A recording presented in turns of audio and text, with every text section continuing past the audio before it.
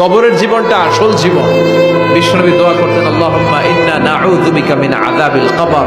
আল্লাহ, আমি আপনার কাছে কবরের আযাব থেকে পানাহ চাই, কবরের আযাব থেকে বাঁচতে চাই। এই কবরের মধ্যে অনেক ফিতনা হবে, অনেক সুয়াল হবে। কবরে প্রশ্ন আছে না নাই? কথা বলেন। প্রথম প্রশ্ন জিজ্ঞেস করা হবে, মার রব্বুক, তোমার রব কে? বলেন, আমাদের রব কে? ওয়া মা দীনুক, তোমার ধর্ম কি? বিষ্ণুবীর চেহারা দেখিয়ে বলা হবে, তাআরিফু মান হাযা রাজুল, এই লোকটারে চিনো? আমরা কি বলবো?